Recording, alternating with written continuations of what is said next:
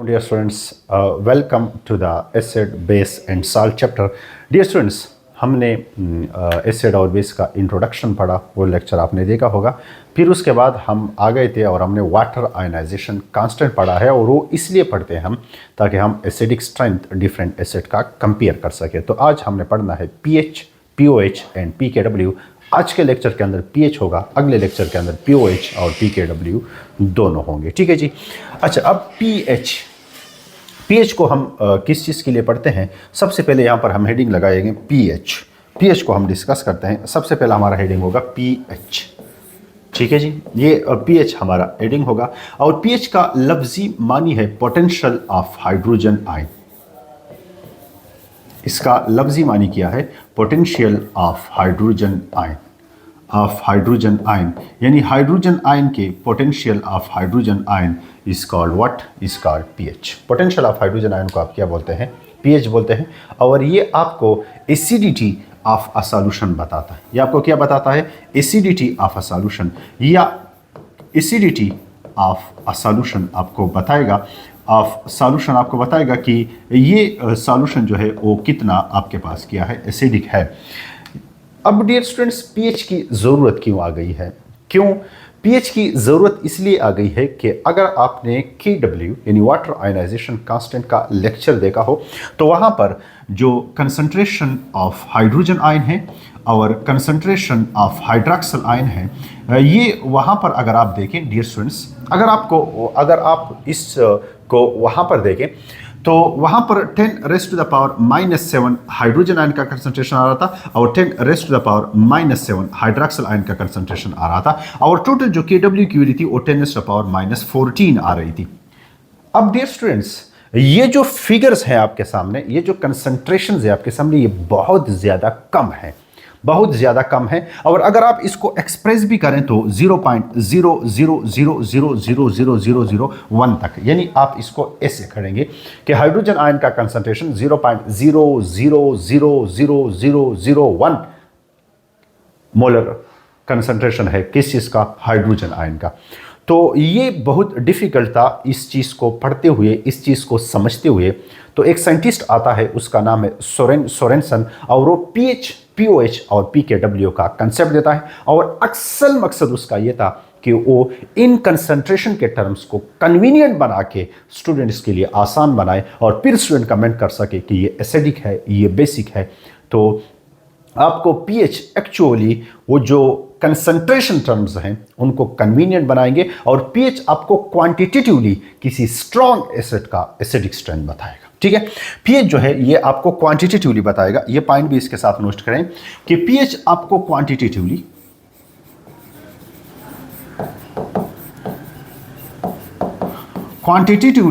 Acidic strength बताएगा। आपको acidic strength बताएगा। आपको किस चीज का बताएगा? स्ट्रेंथ बताएगा। आपको किस चीज का बताएगा? स्ट्रॉन्ग एसिड का बताएगा। किस चीज का बताएगा? स्ट्रॉन्ग एसिड का आपको क्वांटिटेटिव क्या बताएगा? स्ट्रॉन्ग एसिड का आपको क्वांटिटेटिव एसिडिक स्ट्रेंथ बताएगा पीएच। ठीक है जी। अच्छा, एक बात आपने और याद करना है कि पीएच या पीओएच, इसको अगर हम पढ़ेंगे तो हम इसको स्ट्रॉन्ग एसिड के लिए पढ़ेंगे, यानी पीएच को अगर हम पढ़ेंगे तो पीएच को हम स्ट्रॉन्ग एसिड के लिए पढ़ेंगे। वीक एसिड के एसिडिक स्ट्रेंथ को कंपेयर करने के लिए हम इंशाल्लाह इसके बाद वाला लेक्चर पढ़ेंगे। ये स्ट्रॉन्ग एसिड्स के एसिडिक स्ट्रेंथ को कंपेयर करने के लिए पढ़ा जाता है। ये पॉइंट्स अपने साथ नोट करें। फिर थोड़ी सी हिस्ट्री की तरफ चलते हैं पीएच की, और फिर पीएच को पढ़ के उस पर न्यूमेरिकल करते हैं। तो बस यहीं पर ये लेक्चर वाइंड अप करते हैं। ठीक है जी। अच्छा, अब आपके पास क्या है? अब ये है आपके पास सोरेनसन इन 1909। यहां पर लिखेगा history of pH and pOH and पीकेडब्ल्यू। हिस्ट्री, इनकी हिस्ट्री हेडिंग लगाइएगा, history of pH, pOH and पीकेडब्ल्यू। सोरेनसन आता है और 1909 में वो जब आता है तो वो ये पीएच, पीओएच और पीकेडब्ल्यू ये स्केल्स देता है। ठीक है, इस स्केल्स के देने का मतलब ये है कि ये जो हाइड्रोजन आयन का कंसंट्रेशन जो किसी सॉल्यूशन में काफ़ी कम होता है, उसको कन्वीनियंट बनाया जाए। कैसे कन्वीनियंट बनाएंगे अभी हम पढ़ रहे हैं। ठीक है जी। अच्छा, अब इस तरह से है कि the concentration of H+ and hydroxyl ion in hydroxyl ion, the concentration of H plus in hydroxyl ion is very low in aqueous solution, which is inconvenient. ठीक है? अच्छा, in order to convert it into the practical form, there is pH and pOH scale. ठीक है जी, अपने notes में note करें इस चीज़ों को। अच्छा, अब आगे चलते हैं और हम पीएच स्केल पर डिस्कशन करते हैं।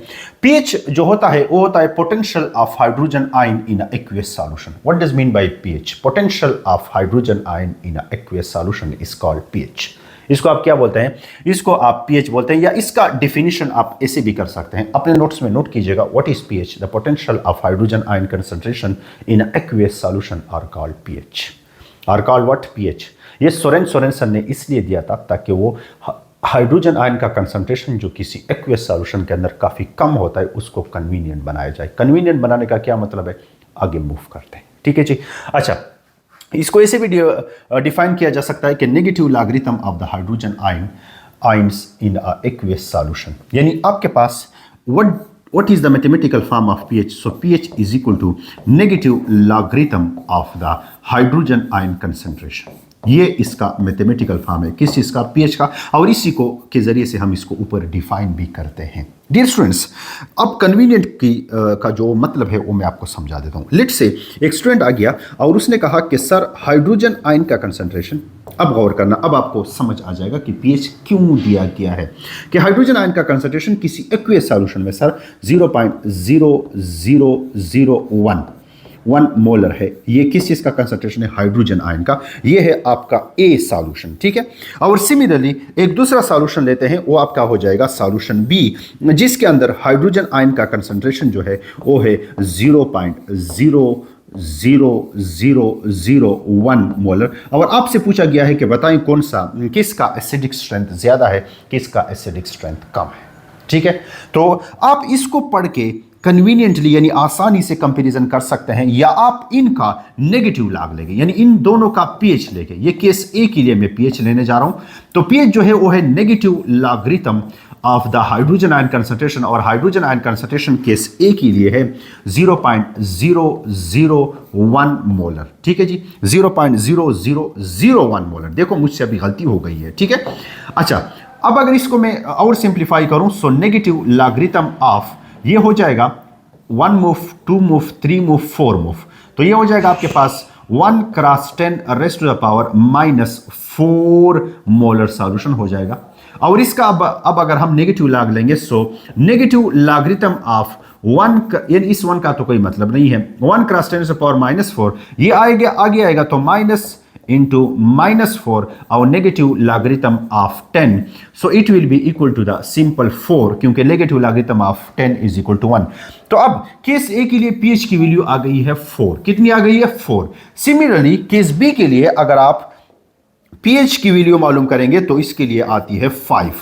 pH की वैल्यू कितनी आती है? 5 आती है। ठीक है। तो ये केस बी का है, और ऊपर यहां जो 4 आंसर आया है ये केस ए का आया है। अब आपसे सवाल है कि जब आप ये कंसंट्रेशन कंपेयर कर रहे थे, ये जो 0.000 ये वाला कंसंट्रेशन कंपेयर कर रहे थे, या आप pH 5 और pH 4 को कंपेयर करके सही कंपैरिजन कर पाएंगे, या इस तरह से पॉइंट्स में डिस्कस करके सही कंपैरिजन कर पाएंगे? तो आई थिंक सो कि pH के टर्म में अब अगर कंपैरिजन होगा तो काफी अच्छा होगा। अब अगर कंपैरिजन होगा तो काफी अच्छा होगा। ठीक है जी। तो इसी वजह से पीएच का कंसेप्ट आया है। डियर स्टूडेंट्स, पीएच में से नेगेटिव लॉग क्यों लिया गया है? नेगेटिव लॉग क्यों लिया गया है? देखो, नेगेटिव लॉग की ये प्रॉपर्टी है, नोट कीजिएगा, नेगेटिव लॉग की ये प्रॉपर्टी है कि वो बड़े हिस्से को छोटा और छोटे फिगर को बड़ा बनाता है। फिर से दोहराता हूं, नेगेटिव लॉगरिथम की ये प्रॉपर्टी है कि वो छोटे हिस्से को बड़ा कन्वीनियंट बनाता है, और बड़े हिस्से को छोटा मतलब कन्वीनियंट बनाता है। ठीक है जी। तो यहां पर ये बहुत छोटा हिस्सा था, 0.00001, बहुत छोटा हिस्सा था, और इसको पीएच ने कन्वर्ट करके 4 का फिगर दे दिया। यहां पर 0.00001 बहुत छोटा फिगर था, इसको पीएच ने कन्वर्ट करके 5 का फिगर दे दिया। मतलब छोटे हिस्से को बड़ा बना दिया। किसने? नेगेटिव लॉगरिथम है। That's why negative logarithm of hydrogen ion concentration is taken for the aqueous solution bye Sorensen. ठीक है जी, आ रहा है समझ? चलो अब आगे चलते हैं, और आगे हमारे पास इस चीज़ को नोट कीजिएगा प्लीज़। आगे हमारे पास pH is equal to negative logarithm of hydrogen. P का मतलब होता है नेगेटिव लॉगरिथम। ठीक है जी। अब यहाँ पर स्केल यानी pH स्केल फ्रॉम बुक, ये आपके सामने pH स्केल हैं और इससे रिलेटेड न्यूमेरिकल भी करेंगे। जस्ट pH स्केल को देखें।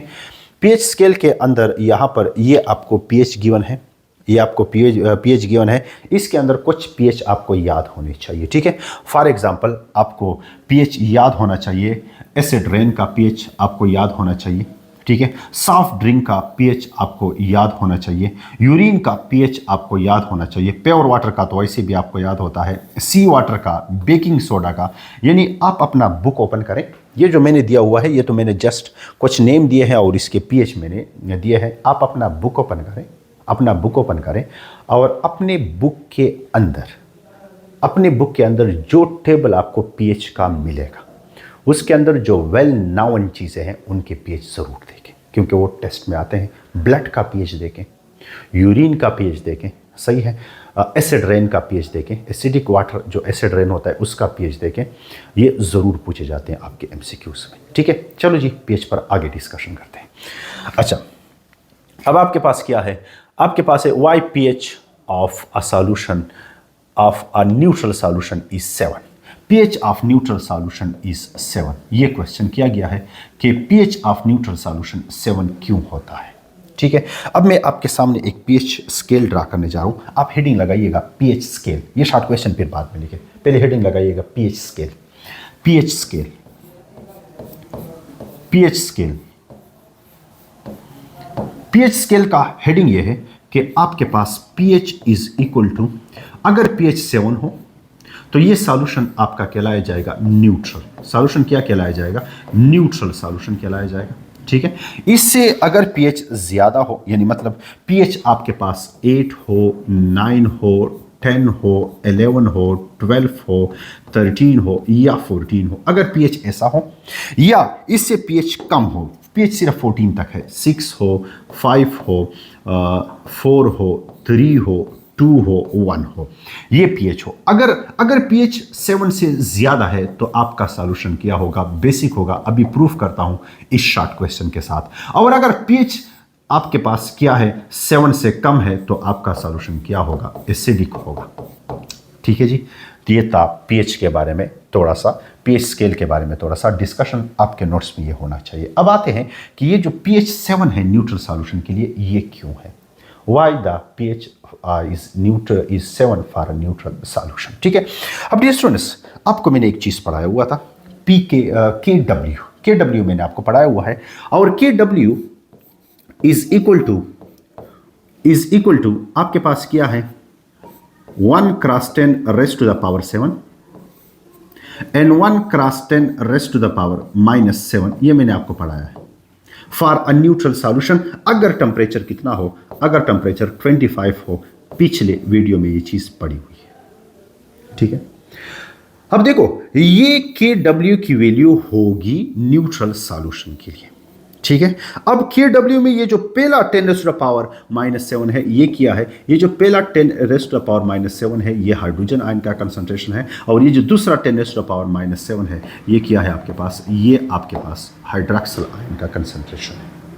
अब अगर ये हाइड्रोजन आयन का कंसंट्रेशन है और दोनों का इक्वल है, तो हाइड्रोजन आयन का कंसंट्रेशन अगर हम मालूम करेंगे न्यूट्रल सॉल्यूशन के लिए तो नेगेटिव लॉगरिथम लेंगे किस चीज का? हाइड्रोजन आयन का कंसंट्रेशन। तो फिर हम pH मालूम करेंगे कौन से सॉल्यूशन के लिए? न्यूट्रल सॉल्यूशन के लिए। और ये न्यूट्रल कब होगा? पिछले वीडियो में ये बयान किया है कि ये न्यूट्रल तब होगा जब हाइड्रोजन आयन का कंसंट्रेशन किसके बराबर हो? हाइड्रॉक्सिल आयन के कंसंट्रेशन के बराबर हो, तो ये न्यूट्रल होगा और ये न्यूट्रल के लिए है। ठीक है, तो अगर आप यहां पर पुट करेंगे कि minus logarithm of the 10 raised to the power -7, इसको अगर आप सिंप्लीफाई करेंगे सिंपल मैथ्स के रूल के मुताबिक, तो pH कितना आता है? pH आपके पास 7 आता है। तो इस क्वेश्चन का जवाब मिल गया है कि why the pH is 7 for a neutral solution, because in a neutral solution the concentration of hydrogen and hydroxyl ion is same, 825 Celsius. ये चीज़ अगर आप लिखना चाहते हैं तो आप लिखें। अगर आप इस शॉर्ट क्वेश्चन को आंसर देना चाहते हैं कि why the pH of a neutral solution is 7, because for a neutral solution For a neutral solution, the concentration of hydrogen ion in hydroxyl ion are equal. When the temperature is 25 Celsius, then the concentration of hydrogen ion for the aqueous solution is 10 raised to the power minus 7. And also the concentration of hydroxyl ion is 10 raised to the power minus 7. Now we are interested in the concentration of hydrogen ion, so we take the negative logarithm of the hydrogen ion concentration. Okay, और hydrogen ion का concentration का जब negative logarithm लिया गया which is 10 raised to the power minus 7 and the pH is now become 7. PH अब क्या हो चुका है? 7 हो चुका है. डियर स्टूडेंट्स, याद रखिएगा ये पीएच जो है ये आपके पास न्यूट्रल सॉल्यूशन के लिए 7 से कम हो सकता है, बशर्ते ये कि आप टेम्परेचर को चेंज करें. फॉर एग्जाम्पल, एक स्टूडेंट है वो आता है कि सर के डब्ल्यू की वैल्यू एक न्यूट्रल सॉल्यूशन के लिए वो है 10 raised to the power minus 12. ये मुझे एक स्टूडेंट ने कहा. और सर टेम्परेचर जो है यहाँ पर वो कितना है? वो है आपके पास 100 सेल्सियस. ये मुझे स्टूडेंट ने कहा कि सर एक न्यूट्रल सॉल्यूशन है जहाँ पर के डब्ल्यू की वैल्यू, जो कि मैंने आपको पिछली वीडियो में बताया कि वो टेम्परेचर के साथ चेंज होती है, और यहाँ पर जो के डब्ल्यू की वैल्यू है न्यूट्रल सॉल्यूशन के लिए वो है 10 टू द पावर माइनस 12. तो मुझे पता है कि जो आपका के डब्ल्यू है वो बराबर होता है, किसके बराबर होता है? हाइड्रोजन आयन के कंसंट्रेशन का, और साथ में कौन से आयन के कंसंट्रेशन का? हाइड्रोक्सिल आयन के कंसंट्रेशन के. ये बराबर होता है. ठीक है. अब अगर इसको मैं इक्वली डिवाइड करूंगा या इक्वली दूंगा तो यहाँ पर हाइड्रोजन आयन का कंसंट्रेशन हो जाएगा -6 और यहाँ पर हाइड्रोक्सिल आयन का कंसंट्रेशन हो जाएगा -6. तो अभी अगर आप इसका पीएच लेंगे तो फिर आपके पास पीएच कितना आएगा? 7 आएगा और पीएच 6 आएगा और सॉल्यूशन न्यूट्रल होगा. तो याद रखिएगा ये जो हम स्केल ड्रा करते हैं, ये जो मैंने यहाँ आपके सामने स्केल ड्रा किया है, याद रखिएगा डियर स्टूडेंट्स, ये स्केल 25 सेल्सियस पर है जब के डब्ल्यू की वैल्यू -14 हो. इसी वजह से तो मैं कह रहा था कि ये पीएच स्केल जो है वो 14 से ज़्यादा नहीं होगा. ठीक है जी, चलो आगे चलते हैं. तो why the pH of is 7, इससे एक स्क्रीनशॉट निकालिएगा और इसको अपने साथ याद रखिएगा. ये प्रूफ मैंने वैसे भी दिया गया है, मैंने आपके सामने प्रूफ भी किया और ये प्रूफ मैंने दिया भी है. सही है. तो यहाँ पर ये प्रूफ मैंने किया भी है कि 7 आता है पीएच. इसको मैंने ऐसे प्रूफ किया है कि K W is equal to hydrogen ion concentration plus hydroxyl ion concentration. So आपको के डब्ल्यू का पता है कि K W is equal to 10 raised to the power -14 पिछले लेक्चर में है, और यहाँ पर हाइड्रोजन आयन का कंसंट्रेशन, यहाँ पर हाइड्रोक्सिल आयन का कंसंट्रेशन. अब मैंने ऐसे किया कि लेट से हाइड्रोजन आयन का concentration is equal to x. तो अगर हाइड्रोजन आयन का कंसंट्रेशन x के बराबर है तो हाइड्रोक्सिल आयन का कंसंट्रेशन भी x के बराबर होगा, क्योंकि दोनों इक्वल हैं. तो मैंने यहाँ पर और यहाँ पर मैंने क्या पुट किया? x, यानी यहाँ पर भी मैंने x पुट किया और यहाँ पर भी मैंने x पुट किया. तो क्या आ गया? x². तो x² आ गया. तो मुझे तो सिर्फ x चाहिए था, मैंने इसका अंडर रूट ले लिया और मैंने इसका अंडर रूट ले लिया. तो x is equal to 10 raised to the power -7. और मैंने तो यहाँ पर कहा था कि hydrogen ion concentration is equal to x. तो अगर आप इसका नेगेटिव लॉगरिथम लेंगे तो इस रिजल्ट क्या आता है? 7 आता है. This is for the neutral solution. और मैंने वहाँ पर भी साबित किया है. अगर आप ये लिखना चाहते हैं तो ये लिखिएगा. अच्छा जी, pH is affected by temperature. ये यहाँ पर मैंने लिखा है कि 63 सेल्सियस पर के डब्ल्यू की वैल्यू होती है 10 रेज़्ड टू द पावर -13. तो आप खुद न्यूट्रल के लिए सोचें ना कि पीएच की वैल्यू क्या होगी. आई थिंक सो 6.5 होगी न्यूट्रल के लिए. ये आ गया है. पीएच की वैल्यू 6.5 होगी. कौन से सॉल्यूशन के लिए? न्यूट्रल सॉल्यूशन के लिए. कौन से सॉल्यूशन के लिए? न्यूट्रल सॉल्यूशन के लिए. ठीक है जी, तो ये आपके पास आ चुका है. सही है. अच्छा, अब इसके बाद हम थोड़ा सा आगे चलते हैं और थोड़ा सा इस चीज़ को आगे बढ़ा देते हैं. MCQs है कि if the pH is increase the concentration of hydroxyl ion decreases. ये MCQs अपने साथ ज़रा सा नोट कीजिएगा कि अगर pH इंक्रीज होता है तो हाइड्रोक्सिल आयन का कंसंट्रेशन डिक्रीज होता है. हाइड्रोजन आयन का क्या? हाइड्रोजन आयन का कंसंट्रेशन डिक्रीज होता है. ये MCQs अपने साथ ज़रा सा नोट कीजिएगा कि अगर pH इंक्रीज होता है तो क्या होता है? अगर pH इंक्रीज होता है तो हाइड्रोजन आयन का कंसंट्रेशन डिक्रीज होता है. कैसे? मैं समझा देता हूँ. देखो, एक सॉल्यूशन है, वहाँ पर हाइड्रोजन आयन का कंसंट्रेशन कितना है? वो है आपके पास 10 raised to the power -3 solution के अंदर. और दूसरा सॉल्यूशन है, वहाँ पर जो हाइड्रोजन आयन का कंसंट्रेशन है वो है 10 रेज़्ड टू द पावर -4. तो देखो, नीचे वाले में जो हाइड्रोजन आयन का कंसंट्रेशन है वो है 10 रेज़्ड टू द पावर -4 जो कि कम है. ऊपर वाले में हाइड्रोजन आयन का कंसंट्रेशन है 10 रेज़्ड टू द पावर -3 जो कि ज़्यादा है. अब अगर इसका मैं pH लूंगा तो इसका pH आएगा 3 और इसका अगर मैं pH लूंगा तो इसका pH आएगा 4। तो जब pH बढ़ा तो हाइड्रोजन आयन का कंसंट्रेशन घट गया, क्योंकि pH हाइड्रोजन आयन के कंसंट्रेशन का नेगेटिव लॉगरिथम है। क्या है? Negative logarithm. और नेगेटिव लॉगरिथम छोटे हिस्से को बड़ा और बड़े हिस्से को छोटा कर देता है। लिख लीजिएगा अपने नोट्स में। चलो जी आगे चलते हैं। फार्मूला है और एक और फार्मूला आपने अपने साथ नोट करना है और ये फार्मूला बहुत ज़रूरी है क्योंकि ये फार्मूला आपके बुक में यूज़ हुआ है। देखो डियर स्टूडेंट्स, अगर आपको हाइड्रोजन आयन का कंसंट्रेशन गिवन हो और आपसे कहा गया हो कि आप pH मालूम करें तो उसका फार्मूला आपको आता है कि pH is the negative logarithm of the hydrogen ion concentration. ये आपको आता है, ये आप खुद कर लेंगे। सही है जी। लेकिन अगर ऐसे पूछा जाए, एक मिनट में टाइम देख लेता हूं कि मेरे फिजिकल क्लास का टाइम पूरा हो चुका है कि नहीं। ओ ये तो पूरा हो चुका है। चलो जी अल्लाह खैर करेगा। अब अगर ऐसे पूछा जाए कि आपके पास एक सॉल्यूशन है, उसका pH है 5। सॉल्यूशन का pH कितना है? 5 है। बताएं इस सॉल्यूशन के अंदर हाइड्रोजन आयन का कंसंट्रेशन कितना है? ये न्यूमेरिकल आप अपने साथ नोट करें।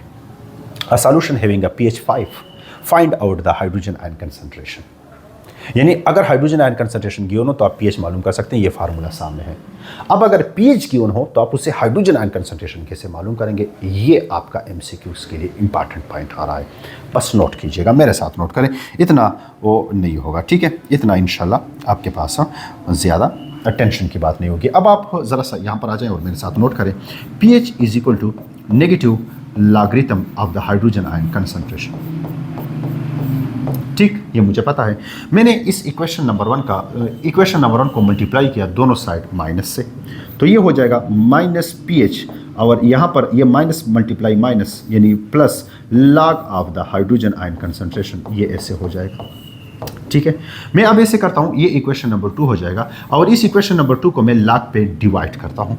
इधर आता हूँ, लॉग पे डिवाइड करता हूँ। So negative logarithm of pH divided by log हो जाएगा इज इक्वल टू, यहाँ पर भी log of hydrogen ion concentration और डिवाइड करूँगा किस चीज़ पर? लॉग पे डिवाइड कर लूँगा। ये दोनों आपस में कैंसिल आउट हो जाएंगे। तो यहाँ पर जो हाइड्रोजन आयन का कंसंट्रेशन है जो अकेला रह गया है will be equal to the, इसको थोड़ा सा ओपनली लिखता हूँ, 1 बाई लॉग। क्या हो जाएगा? 1 बाई लॉग और यहाँ पर हो जाएगा माइनस pH हो जाएगा। ठीक है, अब इसको यहाँ पर लेकर आता हूं, देखिएगा प्लीज। अब यहां पर हाइड्रोजन आयन का concentration will be equal to the, यहां पर है negative logarithm of the, negative नहीं, सॉरी गलत हुआ। Hydrogen ion concentration is equal to, ये लिखना है is equal to 1 by log of the minus pH हो जाएगा। ठीक है, माइनस pH हो जाएगा। अब क्या करेंगे? अब ऐसे करेंगे कि यहां पर जो आपका H प्लस है यानी हाइड्रोजन आयन का concentration is equal to 1 by log means anti log. क्या हो जाएगा आपके पास? Anti log of the pH, यानी कौन सा pH? Minus pH। अब एक रूल आपने 10th में पढ़ा हुआ है कि एंटी लॉग जिस भी चीज़ का आप लेते हैं, for example anti log of सर्जीशान, for example anti log of anything, तो बराबर होता है 10 raise to the power minus सर्जीशान। यानी एंटी लॉग ऑफ सर्जीशान is equal to 10 raise to the power सर्जीशान, 10 रेज़ टू द पावर सर्जीशान। ठीक है, अब यहां पर क्या है? Anti log of minus pH, तो ये बराबर हो जाएगा, हाइड्रोजन आयन का कंसंट्रेशन बराबर हो जाएगा anti log of minus pH will be equal to 10 raise to the power minus pH। तो ये फार्मूला हो जाएगा। ये फार्मूला किस चीज़ के लिए है? जब आपको pH गिवन हो और आपसे हाइड्रोक्सिल आयन कंसंट्रेशन रिक्वायर्ड हो। अब आपको pH यहाँ पर कितना गिवन है? pH आपको 5 गिवन है, तो उसको आप कैसे फाइंड आउट करेंगे? Hydrogen ion concentration will be equal to the क्या हो जाएगा? 10 raise to the power minus और 5 लगा लेंगे, तो ये हाइड्रोजन आयन का कंसंट्रेशन आ जाएगा। फार्मूला मैंने यहाँ पर लिखा हुआ है और मैंने आपको प्रूफ भी दे दिया। MCQs के लिए इसको याद रखिएगा। ठीक है जी, चलो इसे स्क्रीनशॉट लिखा लें। अब आगे चलते हैं। अब आपके पास क्या है? न्यूमेरिकल्स हैं। न्यूमेरिकल ये है कि ये डायाबेसिक एक एसिड है, H2SO4 है, जो 2 प्रोटॉन रिलीज़ करता है। ये 2 प्रोटॉन रिलीज़ कर देता है और साथ में सल्फेट आयन बनाता है। क्वेश्चन ये है कि अगर H2SO4 का जो कंसंट्रेशन है वो है 10 raise to the power minus 4 molar, तो बताइएगा इसका pH क्या होगा। ठीक है, तो याद रखिएगा डियर स्टूडेंट्स, ये जो एसिड हैं ये सिंपल एसिड नहीं है, ये HCl की तरह एसिड नहीं है, क्योंकि अगर HCl का कंसंट्रेशन होता 10⁻⁻⁴ तो ये डिसोसिएट होके वही 10⁻⁻⁴ H+ देता और 10⁻⁻⁴ क्लोराइड आयन देता। क्लोराइड आयन के साथ हमारा काम नहीं है, हमारा काम इसके साथ है। तो अब हम इसका नेगेटिव लॉगरिथम ले लेते तो pH कितना आने वाला था, pH 4 आने वाला था। ये तो आसान तरह के क्वेश्चन इससे आते हैं जो ये पूछे जाते हैं। अब अगर डायाबेसिक एसिड हो, डायाप्रोटिक एसिड हो, डायाप्रोटिक एसिड हो, डायाप्रोटिक एसिड हो या डायाबेसिक भी इसको कहा जाता है, क्योंकि ये सॉल्यूशन के अंदर 2 बेस को न्यूट्रलाइज करता है। तो ये डायाप्रोटिक या डायाबेसिक। अब डियर स्टूडेंट्स कहानी यूँ है डियर स्टूडेंट्स, कहानी यूँ है कि आपने इसका pH कैसे मालूम करना है। ये डायाबेसिक एसिड है, इसका pH आपने कैसे मालूम करना है, या डायाप्रोटिक एसिड इसका pH आपने कैसे मालूम करना है। तो देखिएगा, देखो ये यहाँ पर 1 प्रोटॉन नहीं, ये यहाँ पर 2 प्रोटॉन देता है। कितना प्रोटॉन देता है? 2। तो अब 2 मल्टीप्लाई बाई दिस कंसंट्रेशन यानी 10⁻⁴। तो आपने जब नेगेटिव लॉग लेना है तो आपने नेगेटिव लॉग किस चीज का लेना है?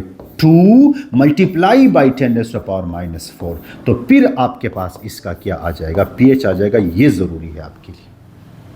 तो फिर लॉग के मल्टीप्लिकेशन रूल के मुताबिक आप सिंप्लीफाई कर सकते हैं। फिर भी अगर नहीं कर सकते हैं तो मुझे कमेंट सेक्शन में बताइएगा, या negative logarithm of this term answer आ जाएगा। और इसका शॉर्ट ट्रिक अब क्या है? सर अगर ये 10⁻⁴ है तो इसका pH 4 है, तो इसका pH 4 है नॉर्मल एसिड के लिए, जैसे आपके सामने ये एसिड है। अगर ये डायाबेसिक एसिड है तो इसका ट्रिक ये है कि उसका pH 4 से थोड़ा सा कम आएगा, 3.7 3.8 वगैरह आएगा। ये शॉर्ट ट्रिक है आपके MCQs के लिए। मैं कहता हूँ लेट से MCQs में रजिस्टर नहीं है, आपके पास रजिस्टर नहीं है, आपके पास कैलकुलेटर नहीं है, और इस तरह से डायाबेसिक आया है, न मानो होता तो फिर तो हो जाता है, मानो तो pH। अब अगर आपके पास डाया आया है और वहाँ पर कंसंट्रेशन 10⁻⁻⁵ है, कितना है? -5 है, तो pH ने 5 आना था। लेकिन ये चूंकि डाया है तो डाया के लिए pH 5 से कम 4.9 4.8 इस तरह से आएगा। बस ये अपने नोट्स में नोट करें, ठीक है जी। और बाकी तो मैंने इसके प्रूफ किए हैं, ये आपके सामने है। और pH कितना आया है? 3.7। Very good. मैंने आपको ठीक बताया था ना कि pH ने कितना आना है? 4 से थोड़ा कम 3.7 आया है। सही है। ये डायाप्रोटिक एसिड का शॉर्ट ट्रिक है, आपके सामने है जी। चलो अब आगे चलते हैं। ट्रायोप्रोटिक एसिड है और 10⁻⁻² मोलर इस सॉल्यूशन आपको गिवन है, इसका pH मालूम करना है, आपके सामने है, इस स्क्रीनशॉट ले लें, ठीक है जी। So dear students, it's all about the pH। आपके बुक के अंदर जो pH के न्यूमेरिकल्स हैं, जो एग्जाम्पल्स हैं, वो आप खुद ट्राई करें, मैंने आपको क्या बताया? मैंने आपको ये ट्रायाप्रोटिक एसिड का सॉल्व करवाया है। मैंने आपको ट्रायाप्रोटिक एसिड के अलावा मैंने आपको डायाप्रोटिक एसिड का सॉल्व करवाया है। मैंने आपको इसका ट्रिक बता दिया। इंशाल्लाह अगला टॉपिक है what is POH and PKW। Keep watching, keep supporting. Thank you.